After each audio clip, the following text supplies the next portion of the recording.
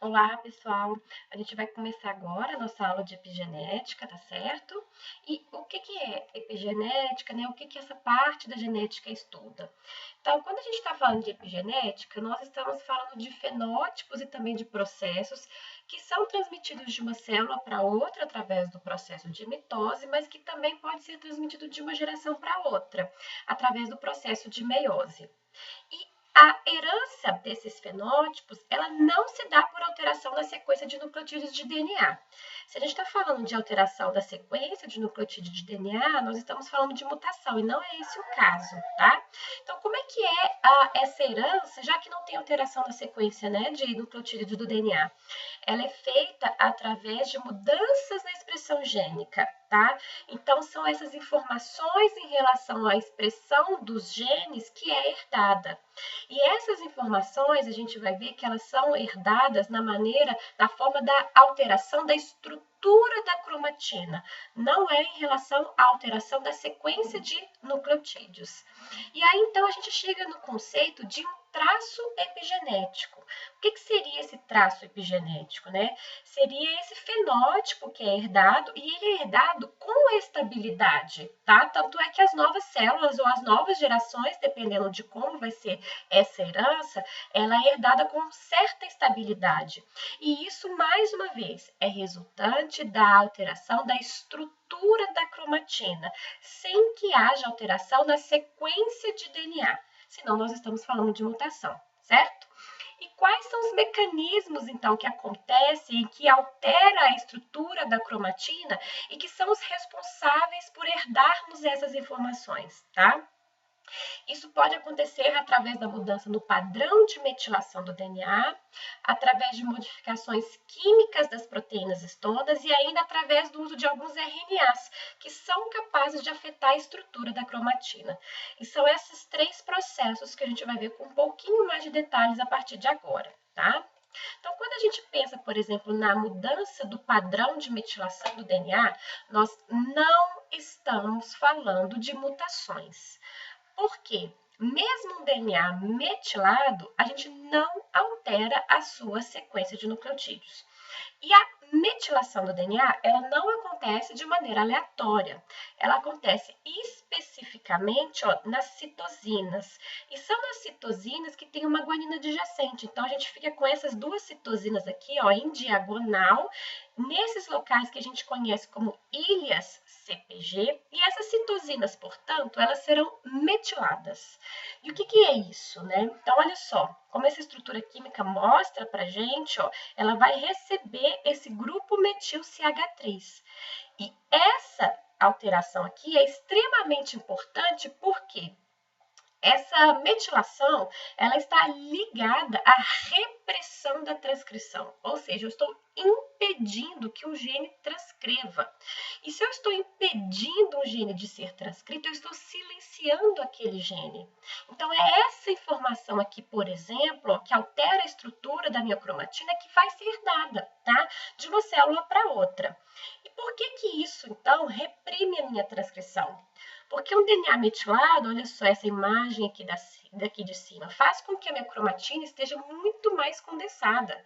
E essa cromatina condensada, então, está inacessível à RNA polimerase e aos fatores gerais de transcrição. Para que eu tenha a transcrição daquele gene, né, eu preciso de tirar aqueles grupos metil, para que esse gene seja transcrito. Todas essas estruturas que nós vamos falar aqui daqui para frente, tá? Que altera a estrutura da cromatina, são alterações que são reversíveis, tá? Então, um gene, por exemplo, que esteja com a sua região promotora metilada, não está acessível à transcrição. Mas ele pode deixar de ser metilado nessas citosinas e aí aquele gene vai ser transcrito. Tá? Então, essas informações, essas marcas epigenéticas e que alteram a estrutura da minha cromatina são todas reversíveis, certo? Ok, e como é que então, ó, só para a gente ter noção, aqui eu tenho um DNA que está extremamente metilado, ó, e esses genes estão desligados, porque olha só como a cromatina fica muito condensada. Então, essas sequências de DNA, elas acabam sendo inacessíveis a todas aquelas proteínas e enzimas necessárias para que haja transcrição e que aquele gene seja ligado. Isso vai acontecer, como aqui embaixo, ó, quando tem uma cromatina mais frouxa, esse DNA não está metilado, então esses genes podem ser ligados à transcrição, pode acontecer, tá? E como é que essas mudanças, então, né, no padrão de metilação do DNA, elas vão ser mantidas e replicadas durante o processo de divisão? Que nós estamos falando que essas informações, elas vão ser dadas e de maneira estável de uma célula para outra e até mesmo de uma geração para outra. Mas a gente está falando que não é alteração da sequência. Então, como que uma alteração da estrutura da cromatina pode ser dada? Então, olha só, vamos imaginar e tentar analisar essa imagem aqui. Aqui, ó, mais à esquerda, eu tenho o meu DNA que está servindo de molde para uma replicação. E lembrando que qualquer divisão celular, seja meiótica ou mitótica, né, precede, então, antes da divisão, esse processo de replicação na fase S. Esses pontinhos pretos em diagonal, ó, eles correspondem àquelas citosinas que foram metiladas, certo? E é esse DNA aqui que está servindo de molde. Então, as fitas, ó, estão abertas, porque a fita é simples, para que aconteça, né, o molde, para que eu tenha uma nova fita de DNA. E veja que a fita molde, ó, que eu vou chamar aqui ó, de fita velha, ela tem esses pontos pretos que me indicam as citosinas que estão metiladas, tá? Ok, ela serviu de molde, ó. E aí, um desses moldes tem uma citosina metilada e isso é uma sinalização para que chegam essas enzimas que são as metiltransferases e que vão metilar aquela citosina que está em diagonal. Então, é dessa forma que essa informação de alteração da estrutura da cromatina ela é passada para frente, tá? Porque essas marcas epigenéticas aqui, ó, elas permanecem durante a replicação e aí elas vão recrutar enzimas específicas que continuam mantendo aquela alteração na cromatina. Então, aqui no caso, o responsável pela metilação da citosina é uma metiltransferase, tá? Bom, uma outra modificação da estrutura da cromatina pode acontecer por conta de modificação química das proteínas histonas. Então, lembrando que o DNA ele está em íntimo contato com proteínas histonas, né? São essas proteínas histonas que vão dar estabilidade para que as moléculas de DNA possam ser condensadas e caber dentro do núcleo dos eucariotos, né? Então, nós temos algumas histonas que estão presentes em íntimo contato com o DNA.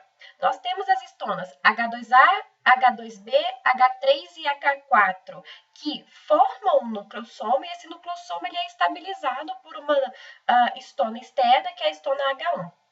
Então, são inúmeras possibilidades de alterações químicas das proteínas histonas que acabam marcando o DNA, né, que a gente chama de marca epigenética, e essas alterações químicas das proteínas histonas, elas vão ter essas propriedades de ou permitir, né, uma transcrição ou de reprimir uma transcrição. Então, elas também vão ligar ou desligar determinados genes, e essas informações químicas das histonas, elas também podem ser herdadas, né, de uma célula para outra, né, no processo de mitose ou de uma geração para outra através do processo de meiose. E quais são essas modificações químicas possíveis? Uma delas é a metilação das histonas. Por favor, não vamos confundir metilação de histonas com metilação do DNA, porque a metilação do DNA que a gente acabou de ver, obrigatoriamente está ligada à repressão de um gene, né, ao silenciamento de um gene. Agora, a metilação das histonas pode tanto permitir uma transcrição quanto reprimir uma transcrição. A metilação das histonas, então, ela também acontece por mediação de enzimas. Então, você tem a metiltransferase, por exemplo, para adicionar, né, e alterar quimicamente essas histonas, adicionando o grupo metil, ou então demetilases para retirar, tá?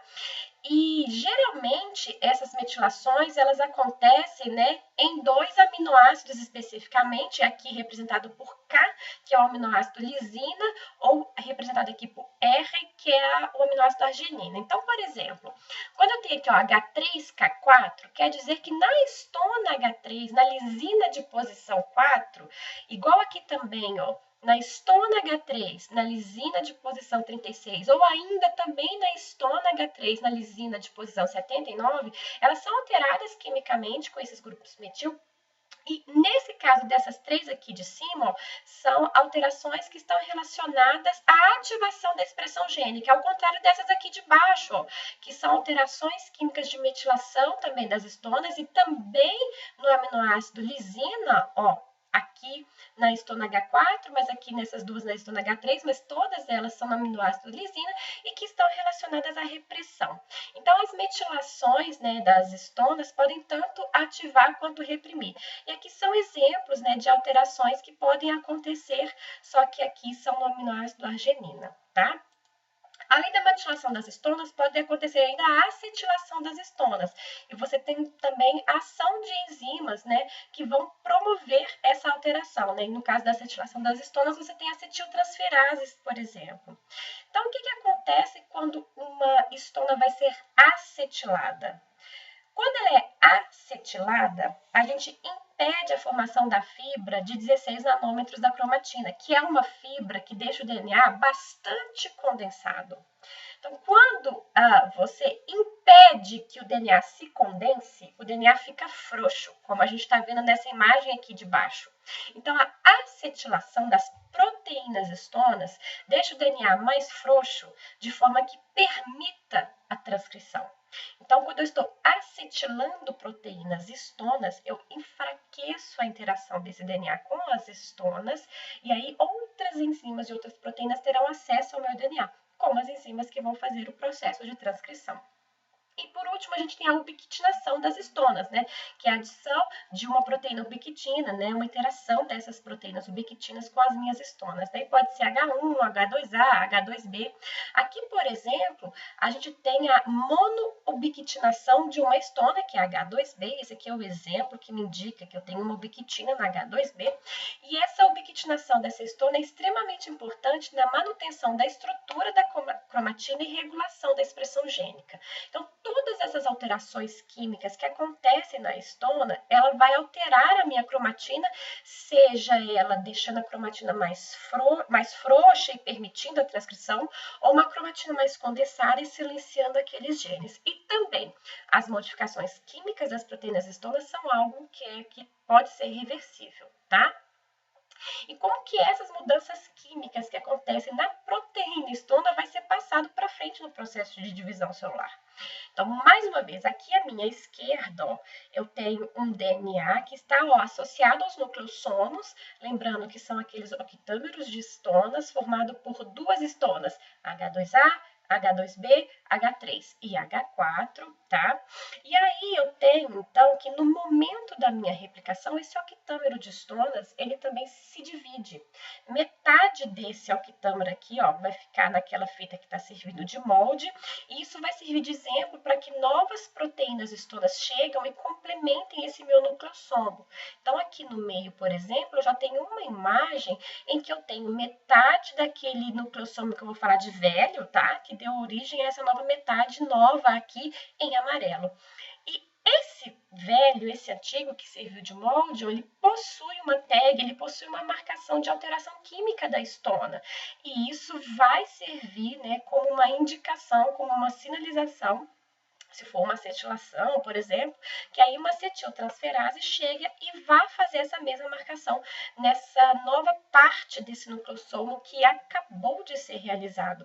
De forma que, ao final, ó, as minhas novas duas moléculas de DNA, elas carregam aquelas informações de alteração da estrutura química, porque os novos nucleossomos, eles carregam aquelas modificações das histonas que lhe deram origem, tá? Aí, por último, né, o que a gente tem são aqueles efeitos epigenéticos que são de alterações também, né, de cromatinas, mas que são causadas pelo RNA. Então, você tem bastante RNAs que são importantíssimos, né, para produzir efeitos epigenéticos. E o mais bem estudado exemplo da influência do RNA, né, nessas alterações da estrutura da cromatina é a inativação do cromossomo X. Tá? E essa inativação do cromossomo X ela é feita por um longo RNA não codificante, tá? E esse RNA recebe um nome que é o RNA XIST. Então, só lembrando, ó, o que acontece, né? Nós, por exemplo, mamíferos, nosso sistema sexual é mulheres XX, homens XY. Só tirar aqui para vocês verem a referência. Então, nós mulheres, nós temos 2 cromossomos sexual X, enquanto os homens têm apenas um cromossomo sexual X, porque eles são XY. No cromossomo X, a gente tem inúmeros genes importantes, tanto para homens quanto para mulheres. Tanto é que não existe nenhuma pessoa que sobrevive com a ausência de um cromossomo X. Tá? Isso é impossível, porque no cromossomo X nós não temos genes, por exemplo, para feminização. Nós temos genes importantes tanto para homens quanto para mulheres, tá? Só que se nós pensarmos em termos de quantidade de produto, nós, mulheres, por termos 2 cromossomos X, teríamos o dobro das proteínas daqueles genes que estão no X. E isso não acontece, tá? Isso não acontece porque nós, organismos, nós temos uma maneira de compensar esse dobro do cromossomo X que nós temos. E a nossa compensação de dose, né, a gente pode inclusive vê-la através disso aqui que eu estou mostrando para vocês, ó, que é o corpúsculo de Barr. E o que é o corpúsculo de Barr? O corpúsculo de Barr é essa região aqui, ó, que está inclusive sendo mais corada, tá? E ela se cora mais porque tem uma cromatina muito condensada, ela corresponde ao nosso X inativado. Então, o nosso X inativado das mulheres, por exemplo, é um X que está extremamente condensado e por isso ele é silenciado, porque ele não está acessível às proteínas que vão fazer a transcrição daqueles genes, tá?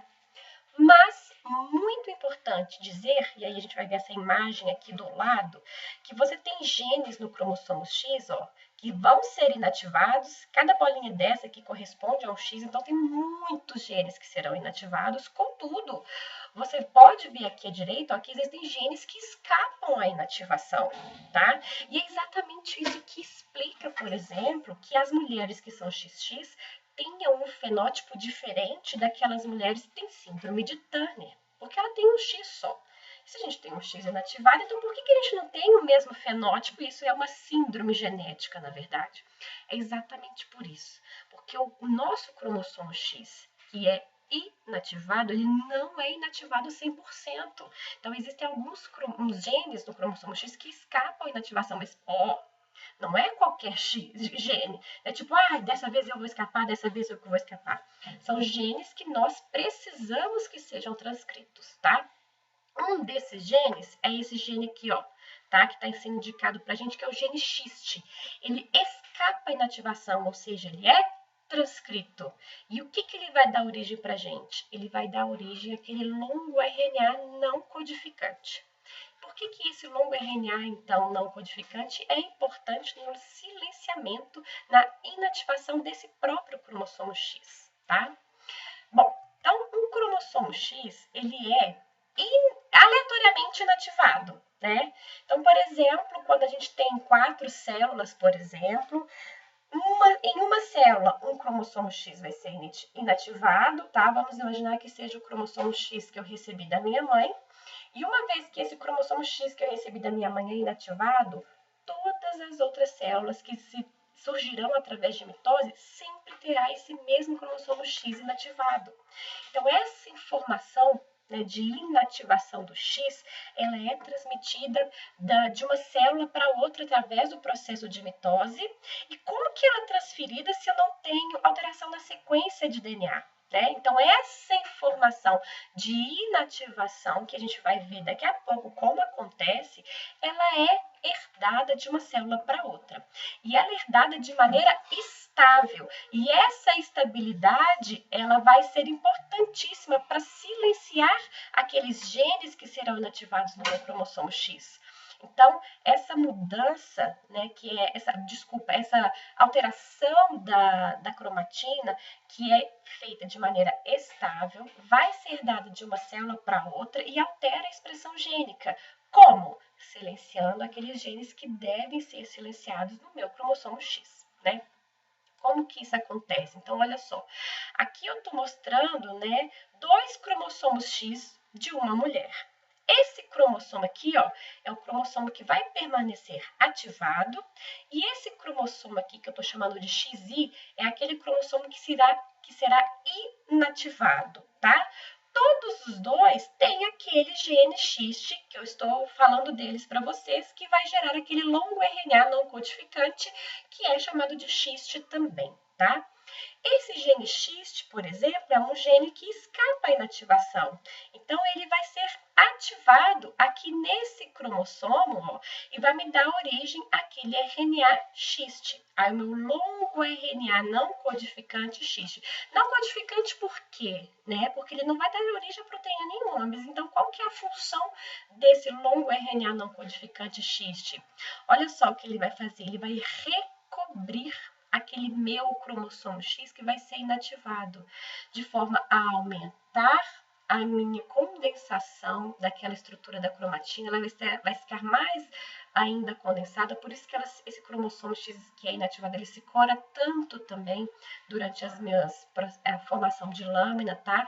E isso vai fazer, ó, com que ainda proteínas que são importantes para alterar quimicamente a estona, de forma que ela ajude ainda mais no silenciamento daqueles genes, também sejam recrutados. Então, essa aqui está representando uma proteína policombi que vai fazer uma metilação das proteínas estonas, tá? Aqui ó, na lisina 27, ó, da estona H3. Então, essa marca aqui, a epigenética, me indica que está ajudando ainda mais na repressão dos meus genes. Então, são várias informações que acontecem para que esse gene seja silenciado.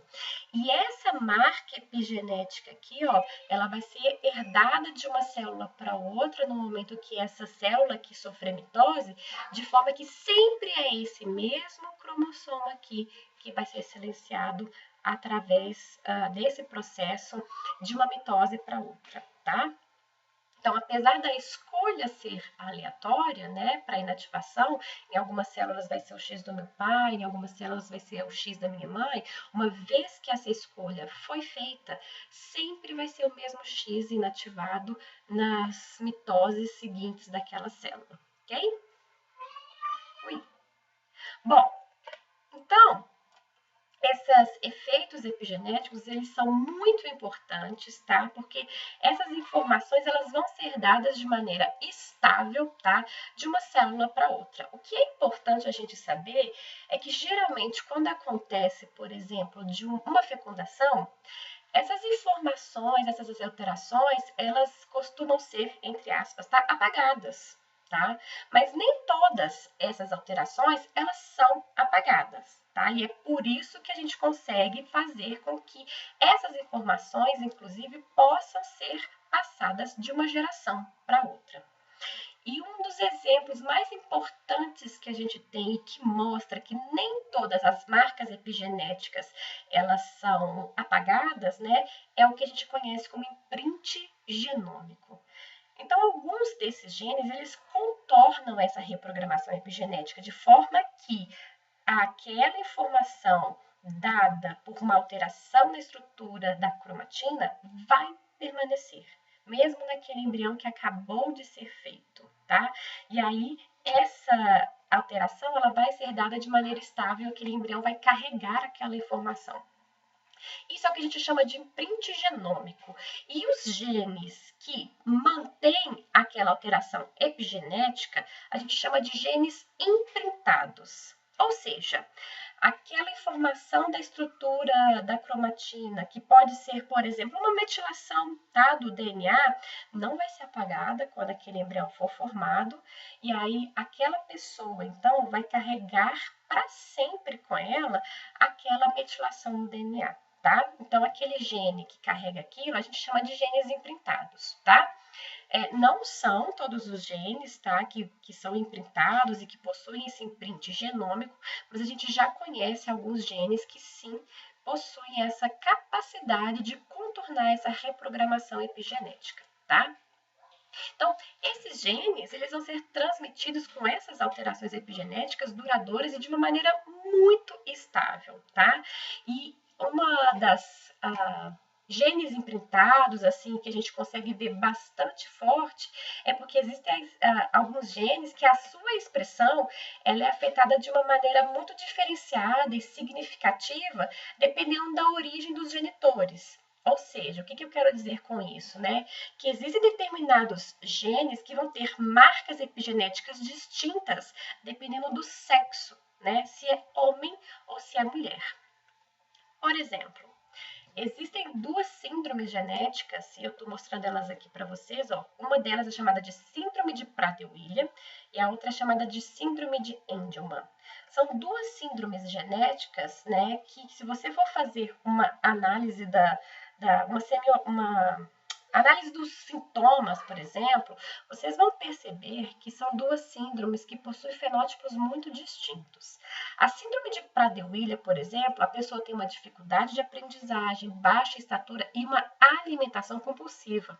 São geralmente pessoas que têm um excesso de peso. Enquanto que a síndrome de Angelman, os fenótipos são completamente distintos, né? Apesar de também ter uma dificuldade de aprendizagem, essas pessoas têm uma dificuldade de falar, né? A fala tem um certo problema, elas têm convulsões, possuem movimentos bruscos e uma disposição excepcionalmente para seja feliz, tanto é que essas pessoas geralmente estão sempre rindo, tá?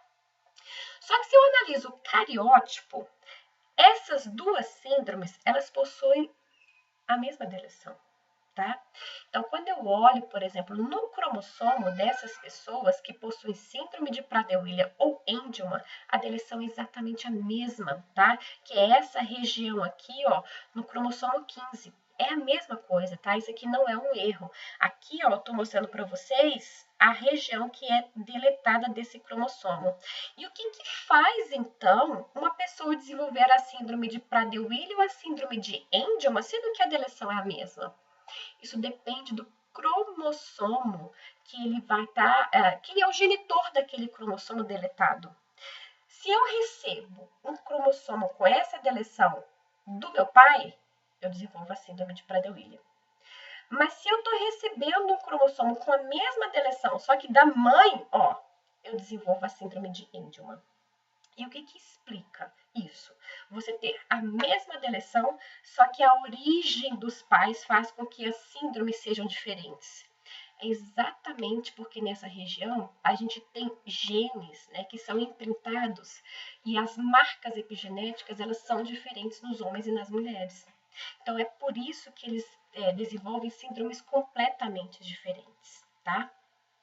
E por que acontece, né, esse imprint genômico, né? O que explica isso? Então, evolutivamente, o que explica o imprint genômico é uma hipótese que a gente chama de hipótese do conflito genético. Tá? O imprint genômico acontece principalmente em mamíferos, mas acontece também em angiospermas, tá? Que são plantas com flores. Mas o que explica, então, a hipótese do conflito genético, por exemplo, em mamíferos, seria porque uma competição existente entre os machos por recursos maternos. Porque, olha só, no caso de gatos domésticos, por exemplo, uma fêmea ela pode reproduzir no mesmo cio com diferentes machos. Então, numa mesma ninhada, ela vai ter filhos de diferentes pais. Então, esses filhotes, né, de diferentes pais, eles vão competir entre si por recursos. Então, imagina que para o pai, para o genitor masculino, o que é interessante para ele, né? Produzir descendentes maiores, que são melhores competidores por aquele mesmo recurso, né? Agora, para a mãe, não é tão interessante assim que você tenha filhos maiores, descendentes maiores, né? A mãe quer, na verdade, vários descendentes, né? Então, no caso dos pais, eles querem sempre descendentes maiores porque eles serão melhores competidores, tá? Então, eles conseguem competir pelos recursos maternos à custa dos descendentes do outro pai. Agora, para a mãe, né, como eu disse, o que seria melhor é que todos os seus descendentes sobrevivessem até a idade adulta e se reproduzissem, né? Então, as mães, né, vão oferecer nutrientes e proteção, né, dividindo o seu próprio recurso, né, para todos os filhos sem comprometer suas necessidades. Então, existe um conflito aí entre a mãe, né, que quer que todos sobrevivam, mas o pai não quer saber do filho do outro, ele quer saber dos seus filhos, né? Então, esse é um conflito, e é esse conflito aí que a gente chama de conflito genético. Então, por isso que existem marcas epigenéticas diferentes, porque os interesses são diferentes para homens e mulheres. Tá? Então, se você pensa no nosso caso, seres humanos, por exemplo, o que, que o homem quer? Que o seu descendente consiga ser capaz de sobreviver. Né? Então, uma criança que tem um peso maior é uma criança, por exemplo, que tem mais chances de sobreviver. Agora, uma mulher, né, uma criança muito grande, por exemplo, é um risco, inclusive, para ela. Então, existe um conflito aí de interesses, tá? Se a gente analisa, por exemplo, o gene IGF-2, que é um gene que promove crescimento fetal, porque ele direciona mais nutrientes maternos para o feto através da placenta, esse gene, né, ele tem prints diferentes em homens e mulheres. Por quê? O alelo que a gente recebe do pai, por exemplo, ele está sempre ativo e estimula o crescimento fetal, porque ele está promovendo isso daqui, direcionando mais nutrientes maternos para o feto através da placenta. Agora, o da mãe, ele está silenciado. Então, perceba que um é silenciado e o outro não, apesar de ser o mesmo gene, por quê? A estrutura da cromatina desse gene no pai tá de uma maneira que ele precisa ser expresso, aquele gene precisa ser ativado porque ele quer que o filho dele sobreviva. O da mãe, ele está silenciado, porque muitos descendentes ou um descendente muito grande para ela não é interessante. Então, o tamanho do feto é determinado por efeitos combinados desses ambos alelos, tá? Bom, e para finalizar, eu vou dar alguns exemplos para vocês de como essa epigenética ela é importante na nossa vida, tá? Então, a epigenética comportamental tem mostrado para a gente, por exemplo, que as experiências de vida, especialmente no início, podem ter efeitos duradouros no comportamento, né, de uma pessoa quando chega à vida adulta, inclusive em gerações futuras, tá? E esses efeitos duradouros, eles são mediados por processos epigenéticos. Então, imagina que você tem uma experiência de vida quando criança, por exemplo, e esse efeito pode provocar alterações na sua metilação do DNA de determinados genes, seu, por exemplo, e isso vai afetar o seu comportamento durante a vida adulta. Tá? Então, esses estudos já têm mostrado a importância da epigenética no comportamento da gente.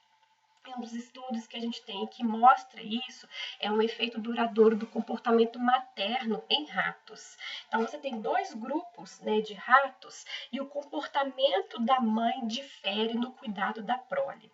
Você tem uma mãe, por exemplo, que lambe mais os ratos quando eles estão amamentando, que cuida mais desses ratos, tá? Esses ratinhos que têm um maior cuidado maternal, por exemplo, já foi comprovado que quando eles se tornam adultos, né, eles enfrentam melhor a vida, vamos dizer assim. Quando eles têm alguma reação de estresse, por exemplo, eles conseguem driblar melhor aquela situação.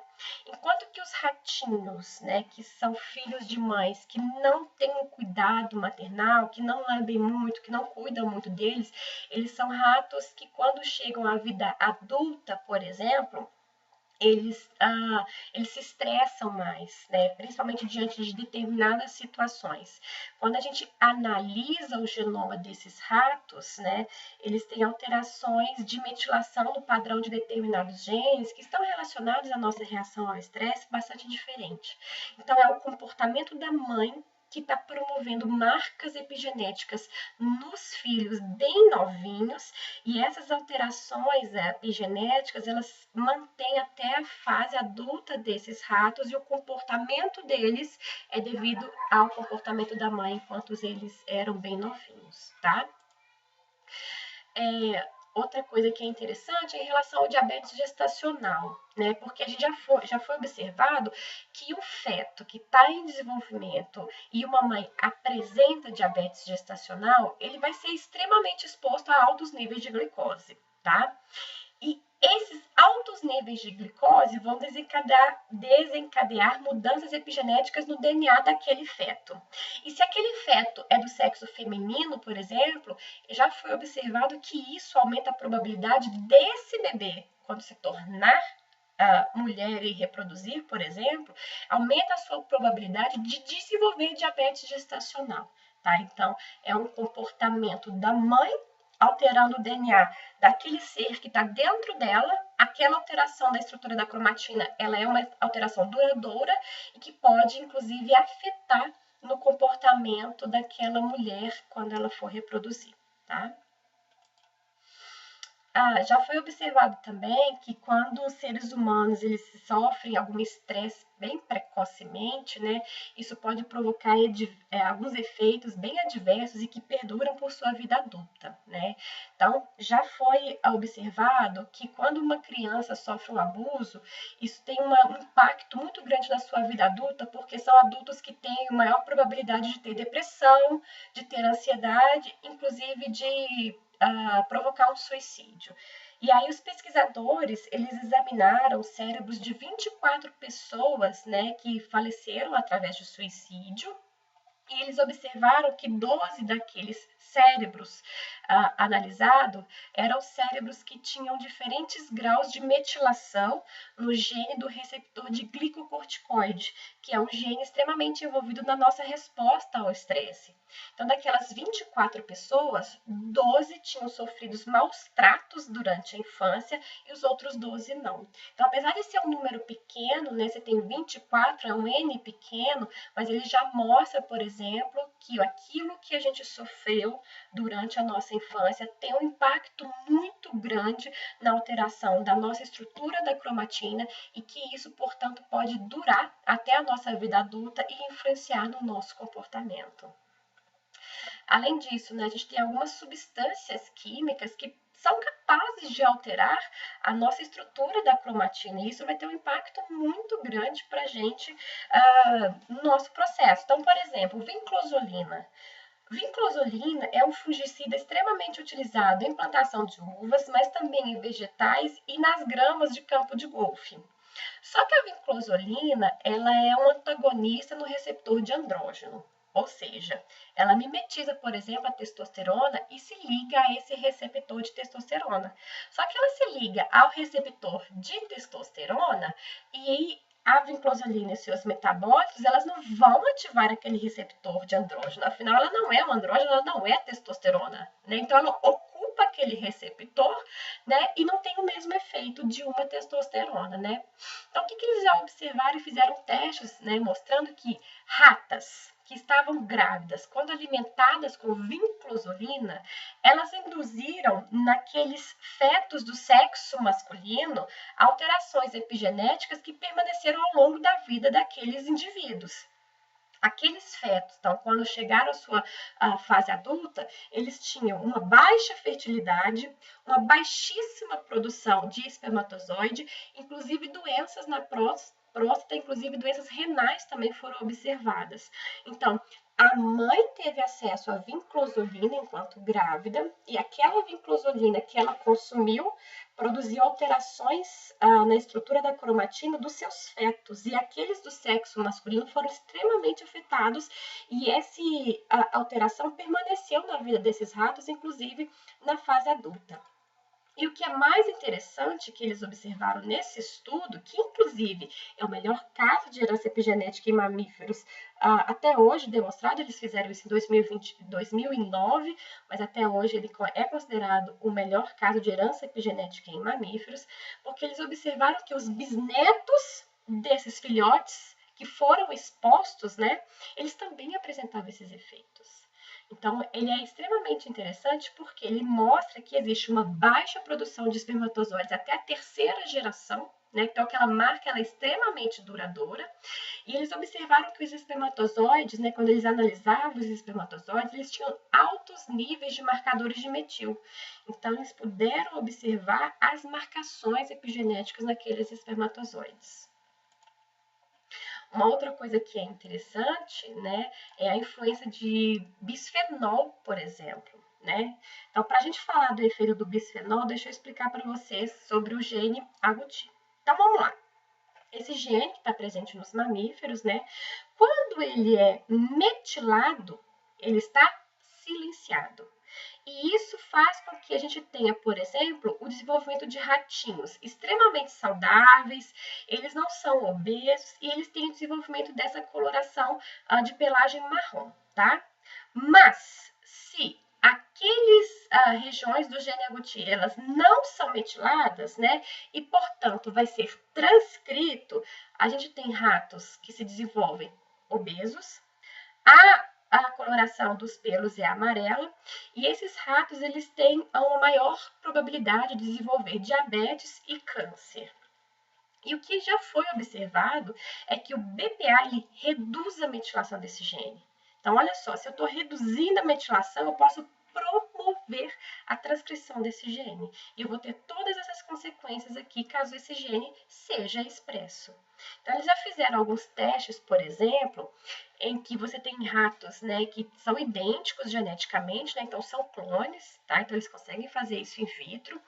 E as mães desses ratinhos que a gente está vendo aqui, ó, eles receberam dietas com bisfenol. A diferença é que as mães desse ratinho aqui em amarelo, eles receberam uma dieta normal de ração, por exemplo, contendo bisfenol. E aí a gente teve o desenvolvimento desses ratinhos aqui, ó, obesos, de pelagem de coloração amarela.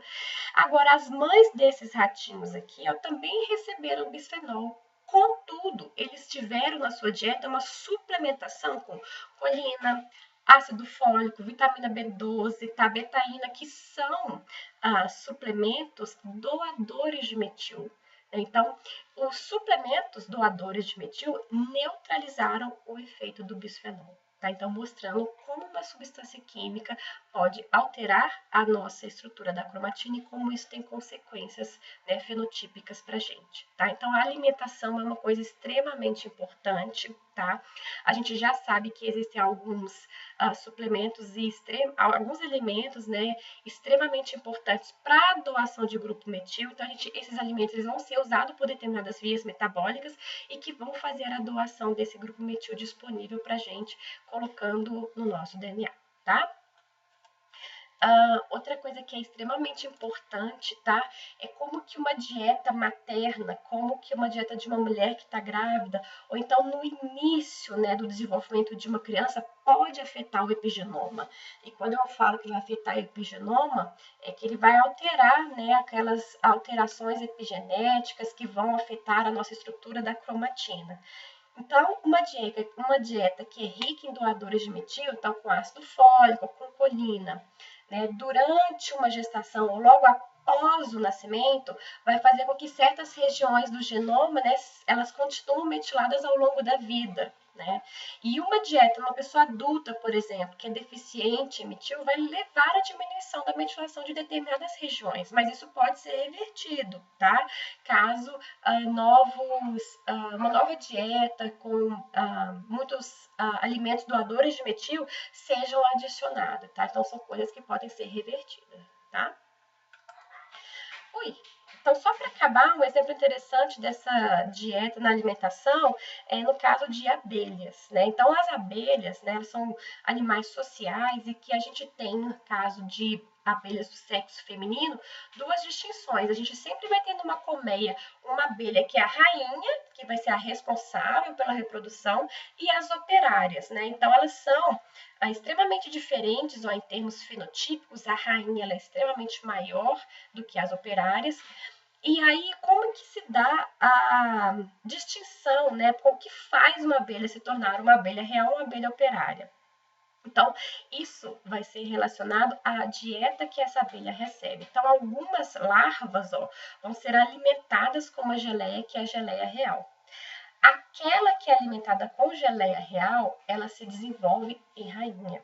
Né? Então, não é qualquer larva. Por quê? Né? Qual que é a importância dessa geleia real? Então, essa dieta com a geleia real vai silenciar a expressão de um determinado gene, que é o DMT3. Então, você vai ter expressão diferente desses genes em rainhas e operárias. Nas operárias, esse gene DNMT3 ele vai estar ligado. Como ele está ligado, ele vai acabar silenciando outros genes, né, outro conjunto de genes que a gente chama de genes da rainha. Então, se os genes da rainha são desligados, ela se desenvolve uma operária. Na larva que vai dar origem a uma rainha, por sua vez, esse DNMT3 ele vai estar silenciado. Se ele está silenciado, os genes da rainha serão ligados. E aí aquela larva se desenvolve numa rainha. tá? Então, o que faz uma abelha se tornar operária ou se tornar rainha é a dieta dela, porque a dieta dela vai influenciar nesse gene DNMT3 e ele vai impactar em outros genes que vão fazer com que aquela abelha se desenvolva numa rainha ou numa operária.